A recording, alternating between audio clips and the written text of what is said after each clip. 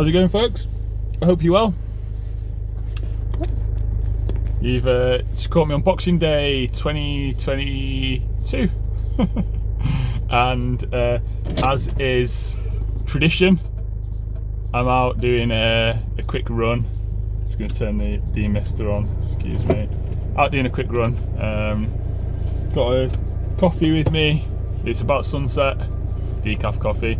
And just wanted to do a quick, to be honest, I wanted to just catch the sunset. So I've just joined up near the Cat and Fiddle, just on the Cheshire-Derbyshire border. And on my way back, I was like, do you know what? I'm going to do a lane. I'd already consigned myself to not sticking to tradition this year. Just going to wipe down the windscreen as I'm talking. But then I thought, do you know what? Even though I'm on my own, I'll just pick a safe lane on the way home. So we're going to do Macclesfield Old Road, which is a couple of kilometres. It's a nice lane. I think I've put a video on it before. We'll do it west to east today.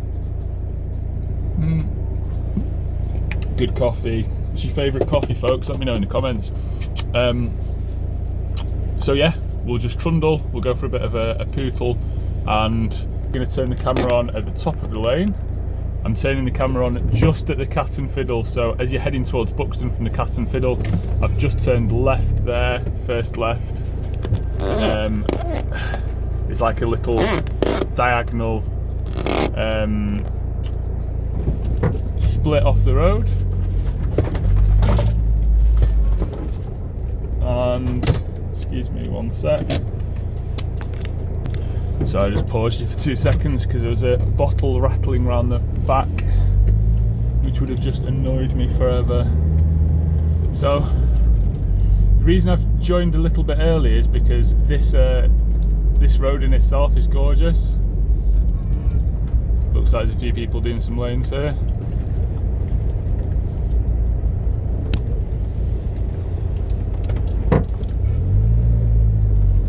Nice to get a double wave. Lads, nice looking trucks. I wonder if they'll watch this.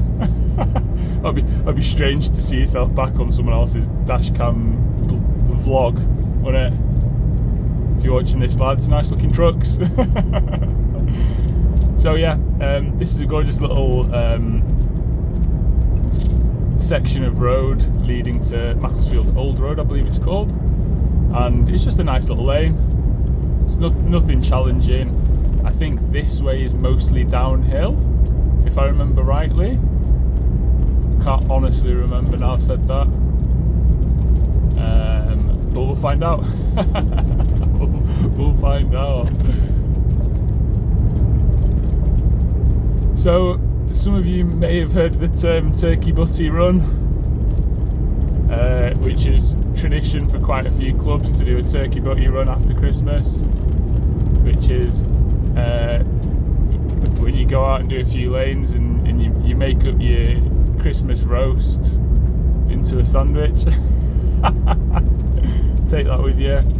I always liked that phrase, and I loved the camaraderie of when I was part of a few clubs. I'm not currently a paid up member of any clubs for reasons I won't talk about today. I want to keep it festive.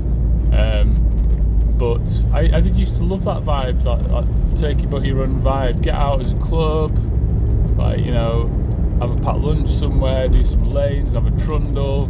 Man, good vibes. Good vibes, I like that. I hope everybody has had a fantastic Christmas, and just get my bearings, and it's this one if I remember rightly. There's me saying it's downhill, straight into an uphill section. I'll just pop that in first, shall I? Just the camera as well. Let's do what we can to make sure you've got a good view-ish. I do have a nicer dash cam other than using my phone, which I'll put in there at some point. And I do have a couple of, I call them no pros because they're GoPro copies, but they do 4K, which at some point I'll sort out. But this is a thing, and this is one of the reasons I do these videos, is to just encourage people just to get out. yeah, I've got loads of posh cameras and I've got, you know, this and that, and I could spend like weeks setting it all up, but then that's time I'm not actually out enjoying my truck and enjoying my like local lanes. And like I get why people spend ages making their truck gorgeous, and you know, there's a few people on the scene, especially on the Freelander scene, man, and they will self-admit they've got some proper pavement princesses. I think I'd never heard that term up until recently, but then I heard someone use it in reference to their own vehicle, and they said, yeah, proper pavement princess. And I was thinking, right, I get it, because it's nice to have an immaculate vehicle. I'd love an immaculate vehicle. So, you know, this isn't coming from a place of like envy, because I'm clear on that. I'd love an immaculate vehicle. It's more coming from a place of wanting to find balance between having an immaculate vehicle and going out and using it. You know, if you spend all your time smashing your vehicle to pieces and it's an absolute liability, yeah, that's not good. That's not good. Look after your vehicle, it'll look after you. Then also, if that's all you ever spend your time doing is making it look posh, then like, for me, that's not what Land Rovers are about. Although Land Rover means something different to everybody individually, that's fine as well. But for me, it's like, they always stood for adventure. You know, the idea of just getting out there and like doing what I've done now and what I always do on all these videos. It's always like, right, I'm just stopping at the tip, I'm just gonna, you know, I'll do a lane on the way home, or I'm just nipping out to watch the sunset, I'll do a lane on the way back, or, you know, just popping to see a friend in Sheffield, I'll do a lane on the way back. You know, it's that element of fun, or that element of adventure that makes it fun for me. Each to their own, no judgment.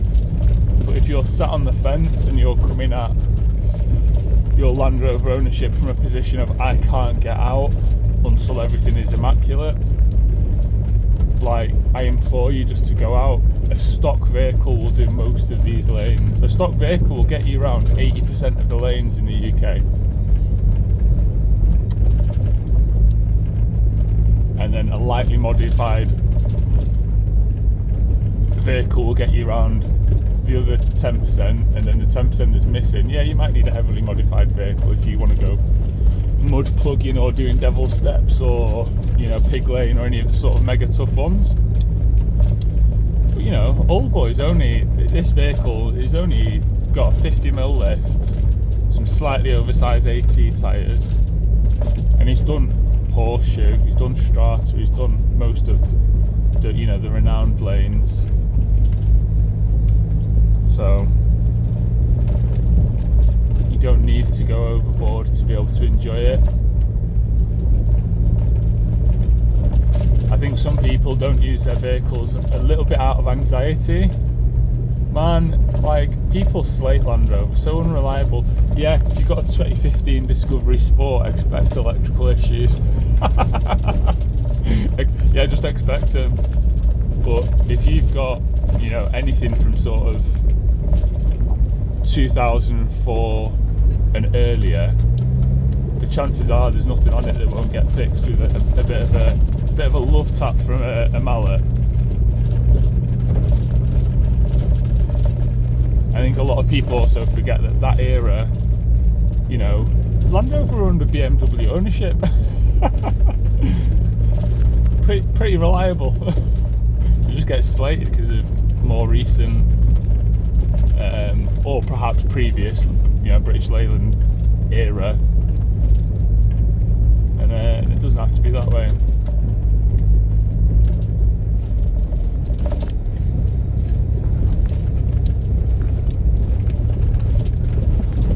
So I'm just focusing here, not that it's difficult, but I do have an audience.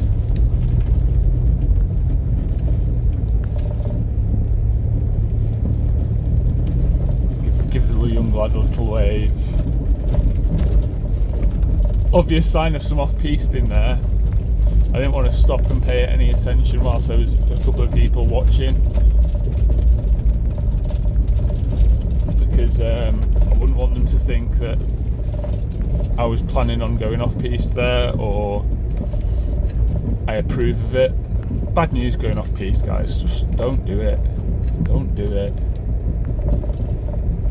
You can have loads of fun without just jumping into someone's rut. And I get it. If you've driven lanes loads of times, like I must have driven this lane 10 times, and it's like, you know, if you've driven it 100 times, you might be like, oh, how can I make it more interesting? If your local lanes aren't interesting enough for you, do what I do, tag them onto other errands or missions, enjoy them for what they are, and then use the time you've saved by planning something different. Plan yourself a big trip. Let's just stop there. I just want to take a still photograph there.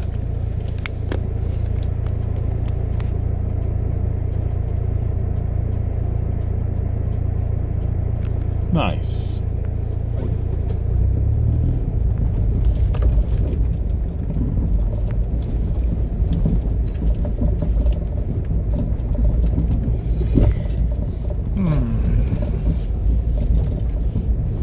Let's enjoy my coffee.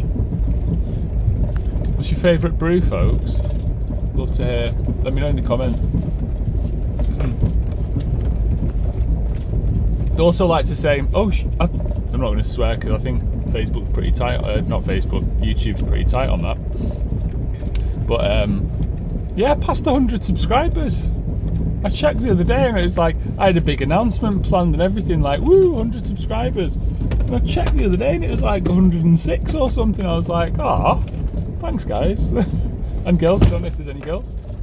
But thank you anybody that subscribed. Go on, let's take a slightly trickier route here. Just a little bit over these bumpy bits.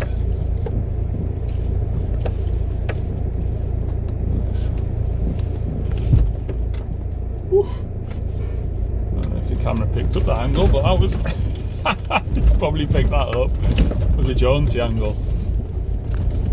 So I was wrong in that it's mostly downhill this way, because that was probably a kilometre of lane before we've started going downhill.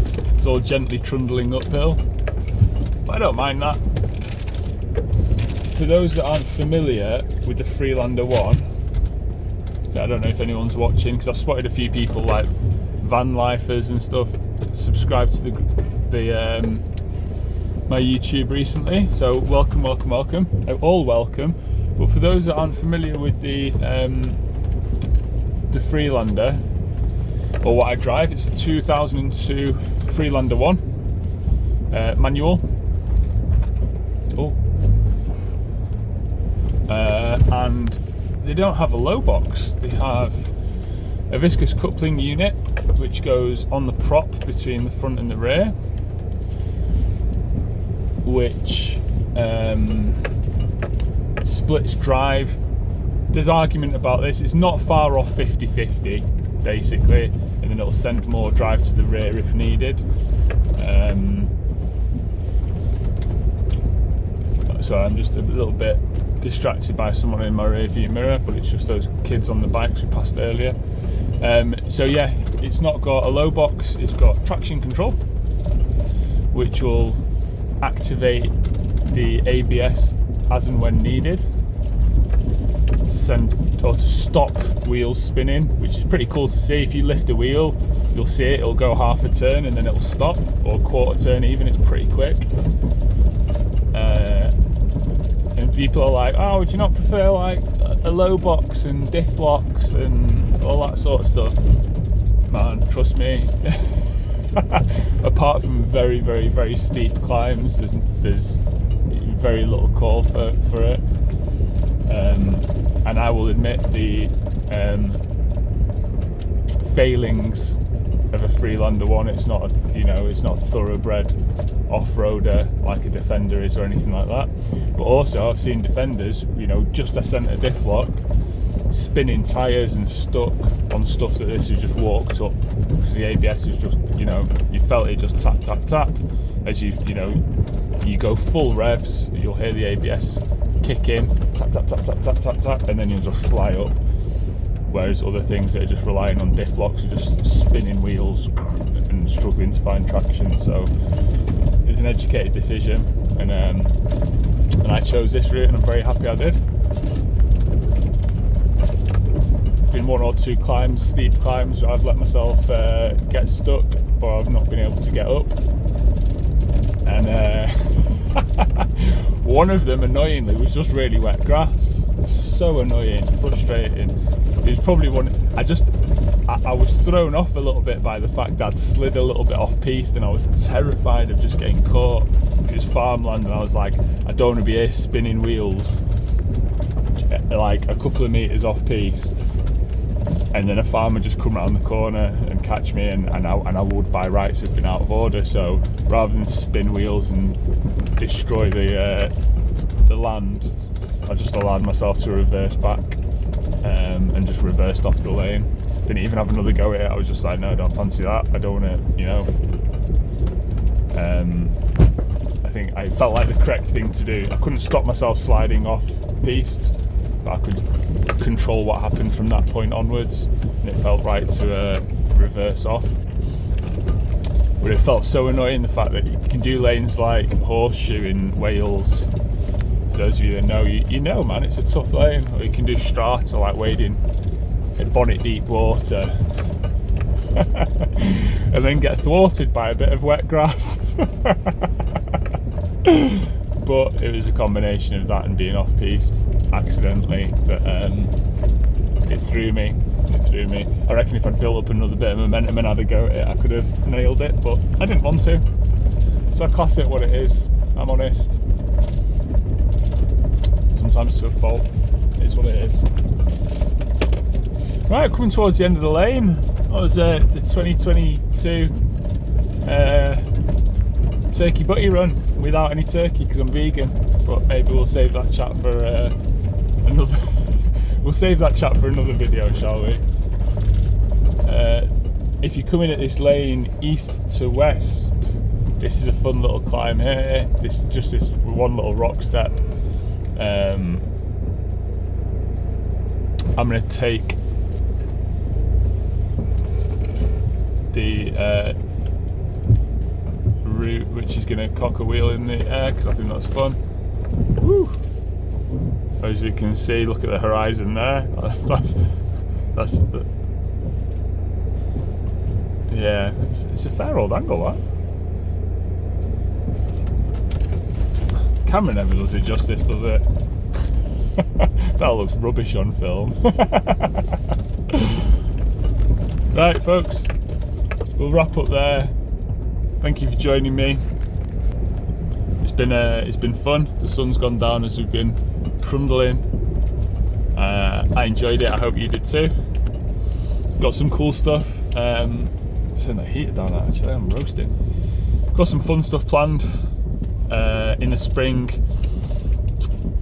Well, hopefully, I've got a backlog of videos to put up. To be fair, I've got tons. I'm just gradually trickling away and putting them up.